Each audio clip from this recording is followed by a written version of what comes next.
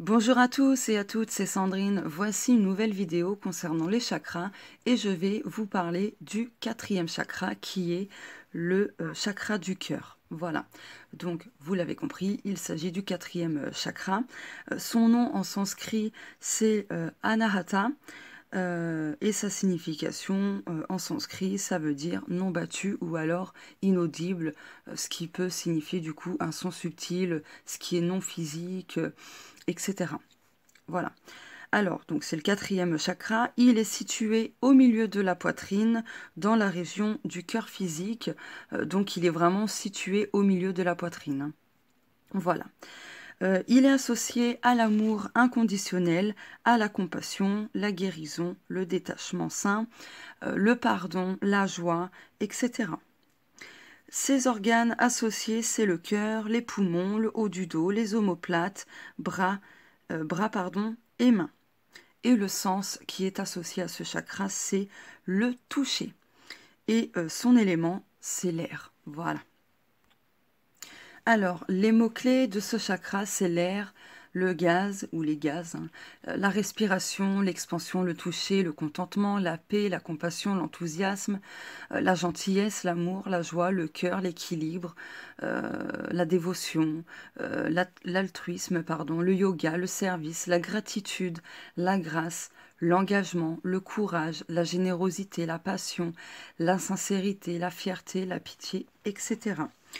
Les bénéfices de ce chakra, c'est trouver l'équilibre émotionnel, c'est fortifier son penchant pour les activités pardon, centrées sur notre cœur, c'est aussi pardonner à ceux qui nous ont fait du mal et c'est laisser aller la négativité. C'est également pour accroître l'acceptation de soi, l'empathie et la compassion. Quand ce chakra est équilibré, vous avez une vision bienveillante du monde, une vision positive des autres, de la gentillesse vis-à-vis de vous-même et des autres. Vous avez une capacité à préserver des barrières émotionnelles et vous êtes présent. Voilà, je continue. Toujours, quand il est équilibré, ce chakra, vous êtes chaleureux, voilà, vous êtes bien en compagnie, c'est vraiment un plaisir pour vous. Voilà, vous êtes positif, dans la bienveillance, dans la joie, vous ne jugez pas, voilà, vous prenez soin des autres, mais vous prenez soin de vous aussi, tout simplement. Vous ne manipulez pas les autres et comme vous serez dans la compassion quand ce chakra il est équilibré, eh bien ça va vous permettre de les aider en sachant garder vos distances pour ne pas vous laisser non plus manipuler ou entraîner dans tout ce qui est drama. Voilà, voilà. Je continue. Quand ce chakra il est équilibré, vous vous sentez bien, vous vous sentez fort, votre posture elle est droite, vos épaules sont souples. Donc s'il y a quelque chose au niveau de vos épaules, ça touche du coup le chakra du cœur. Je dis ça en connaissance de cause parce que pendant quelques jours, j'ai eu une douleur vraiment très très forte au niveau de l'épaule. Je m'étais coincé quelque chose. Enfin bref, mais voilà. Donc c'était en lien avec le chakra du cœur. Qu'est-ce que je voulais dire? Donc oui, vous savez aller rapidement au-delà des discussions trop superficielles pour pouvoir nouer des relations vraiment fortes, intimes, etc. Voilà, je continue.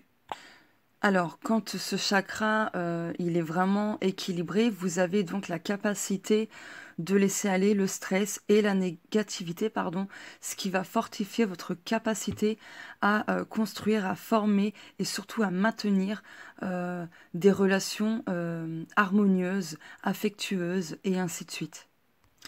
Et quand il est équilibré, vous permettez, enfin, vous accordez le pardon à ceux qui vous ont fait du mal, qui vous ont rabaissé, etc. Bien que vous êtes conscient que ça ne veut pas dire oublier ou ignorer une injustice ou tout simplement, j'ai perdu le mot, voilà, j'ai retrouvé le mot, ou cautionner ce qui a été fait. Non, non. Quand vous êtes vraiment euh, dans, dans l'équilibre de ce chakra. Donc quand ce chakra il est vraiment harmonisé, équilibré, etc. Eh bien voilà, vous pardonnez, mais ça ne veut pas dire que vous cautionnez ce qui a été fait. C'est juste que vous vous permettez de vous libérer d'un poison, d'un point, pardon, à l'intérieur de vous, etc., etc. Ce qui vous permet de passer à autre chose, de tourner la page et de ne pas rester dans la tristesse, le chagrin, etc., etc. Et bien évidemment, vous trouvez l'équilibre entre donner et recevoir. Maintenant, quand ce chakra il est faible ou abîmé, en déficience, donc sous-actif, vous avez de la difficulté justement à donner ou à recevoir de l'amour, mais aussi à recevoir de manière générale. Vous avez une mauvaise estime de vous-même. Vous avez aussi le sentiment de ne pas mériter d'être aimé. Voilà, les compliments, etc. Ça peut vous gêner, tout simplement. Vous pouvez être froid, ou en tout cas donner la sensation, le doute aux gens que vous êtes froid, que vous avez un cœur de pierre, etc. Voilà. Comment je pourrais vous dire ça aussi Parfois, vous pouvez vous sentir complètement meurtri, avoir le cœur brisé et ressasser les blessures du passé, d'accord?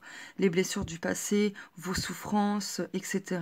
Et vous avez du mal aussi, voilà, à, comment dirais-je, à faire le deuil, en tout cas, voilà. Ça peut, enfin voilà, ça peut être difficile pour vous d'accepter certaines choses qui vous tient à cœur, en tout cas. Voilà, de ce qui vous a blessé, etc. Et j'ai oublié de dire quelque chose. Quand ce chakra il est faible ou abîmé, donc sous-actif en déficience, vous pouvez avoir un comportement déconcertant et voire blessant. Voilà. Donc, vous pouvez blesser les gens et les toucher en plein cœur.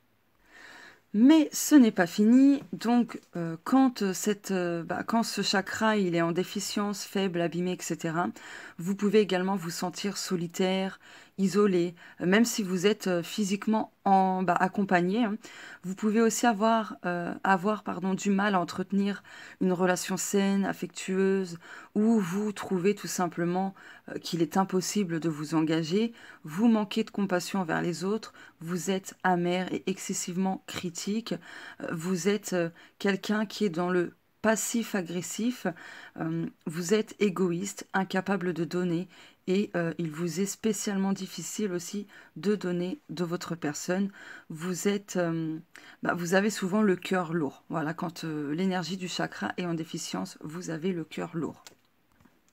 Maintenant, quand ce chakra est surdéveloppé, excessif, suractif, voilà, hyperactif, hein, tout simplement, eh bien, vous avez une forte sensibilité, vous êtes épuisé d'avoir trop donné d'amour, d'avoir trop donné de vous-même tout simplement, d'avoir été impliqué dans des drames émotionnels de d'autres personnes, des drames qui ne vous appartiennent pas. Voilà, voilà. Voilà, ça affaiblit du coup votre énergie. Et donc, comme ça vous épuise, ça vous vide de votre énergie, c'est par rapport à votre ultra-sensibilité. Donc, vous vous ressentez vraiment physiquement dans votre corps la souffrance, pardon, les émotions, le malheur d'autrui. Donc, en fait, vous êtes une antenne. Vous réceptionnez les fréquences émotionnelles qui émanent les gens. Voilà, du coup, vous captez tout ce qu'il y a autour de vous, que ce soit chez vous, que ce soit dehors, au supermarché, ou peu importe, et ça vous épuise à la longue.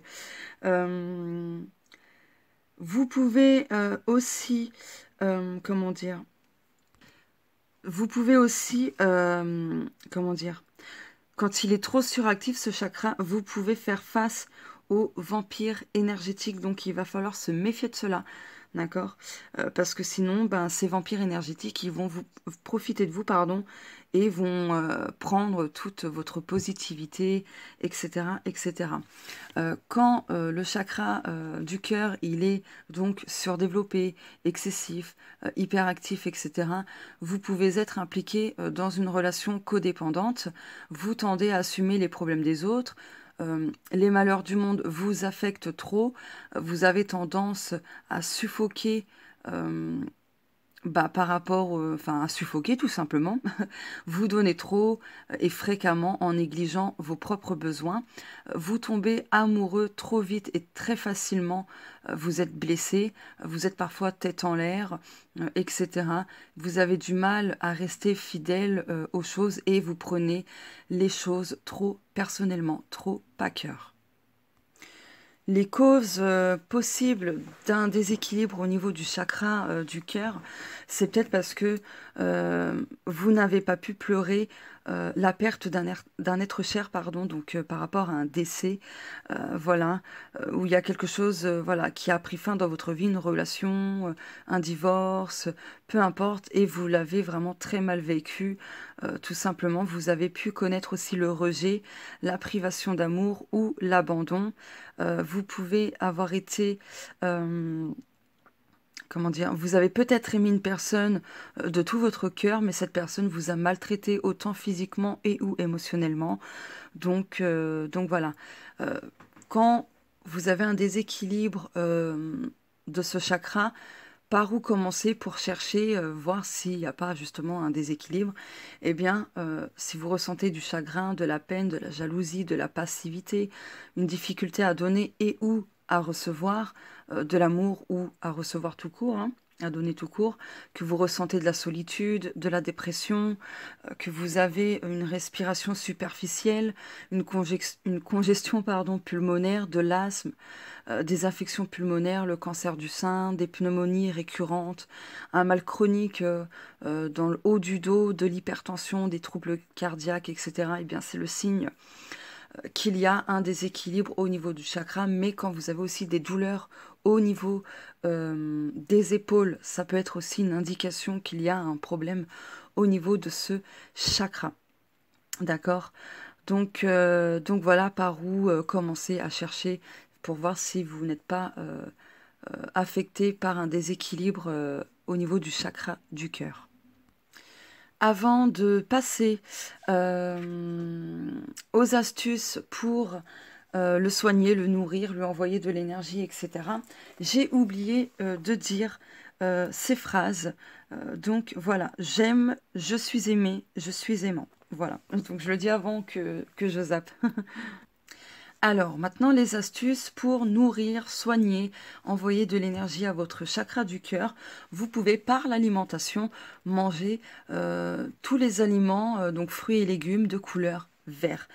Par exemple, vous pouvez manger des brocolis, des courgettes, des tomates vertes, des poivrons verts, des courges, du kiwi, enfin des kiwis, pardon, des pommes vertes, des poires, du raisin vert.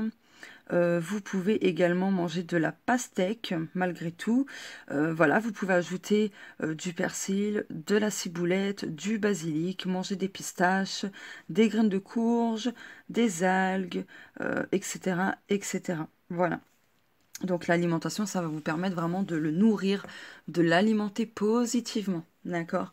Après, vous pouvez soigner le chakra du cœur en faisant des exercices, par exemple d'aérobie.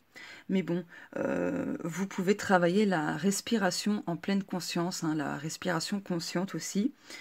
Vous pouvez porter des vêtements de couleur vert ou rose aussi, ou rose. Mais voilà, vous pouvez porter des vêtements de couleur vert, que ce soit des chaussettes, des pantalons, des sous-vêtements, des soutiens-gorge, des pulls, des vestes, des t-shirts, peu importe. Tant que vous portez au moins un vêtement de couleur vert ou rose, eh bien voilà. Ça vous aidera à le nourrir, à le soigner, etc. Vous pouvez aussi, par la posture de yoga, faire la posture de la prière. Donc elle s'appelle Namaskar, d'accord? Voilà, vous le faites et ça va vous aider à rééquilibrer ce chakra. Vous pouvez aussi passer du temps au parc, en pleine nature, parce que la forêt, par exemple, c'est vert, il y a beaucoup de verdure et tout ça, dans un parc aussi, etc. Et du coup, vous allez prendre l'air et vous allez réoxygéner du coup vos poumons et votre chakra du cœur, soit dit en passant. Après également, pardon, les pierres que vous pouvez utiliser, par exemple l'aventurine verte, le quartz rose, donc toutes les pierres de couleur verte, et vous pouvez donc associer des pierres de couleur rose. Il y a la rhodonite, il y a le quartz rose, et il y en a une que j'ai complètement oubliée. Je sais plus, j'ai oublié son nom, tant pis. Mais bon, voilà, par les pierres et bien évidemment par des soins énergétiques. Pratiquez la gratitude en étant reconnaissant de ce que la vie vous a donné, de ce que la vie vous offre et continuera de vous offrir. En émettant de la gratitude, ça vous permettra aussi de travailler positivement avec l'énergie du chakra du cœur et donc à le nourrir, le soigner, lui envoyer de l'énergie, etc. etc. Souriez et dites merci, ça aidera également à l'alimenter et tout ça, d'accord? Ça lui fera beaucoup, vraiment beaucoup de bien. Passez du temps auprès de vos animaux, si vous en avez, ça aussi, ça aide. Il y a quoi d'autre? Voilà, j'ai plus trop d'idées, mais bon, en gros, voilà, faites tout ça et vous verrez que vous vous sentirez beaucoup mieux. Et bien évidemment, travailler sur le pardon vous libérera des énergies stagnantes, bloquées au niveau du chakra du cœur. Voilà, c'est hyper important. Placez vos mains entre la poitrine, fermez les yeux et mettez l'intention de vous reconnecter en votre cœur, d'accord? De vous recentrer, de vous réaligner en votre cœur. Ça aussi, ça va aider à le nourrir, à le soigner, à lui envoyer de l'énergie, à travailler positivement avec l'énergie du chakra du cœur. Voilà. Donc normalement, j'ai rien oublié. Oui, je pense que j'ai fait le tour. Donc si vous avez des questions par rapport au chakra du cœur, n'hésitez pas à me mettre des commentaires sous cette vidéo. Je ferai de mon mieux pour vous répondre rapidement. Je vous fais de gros bisous et on se dit à plus tard.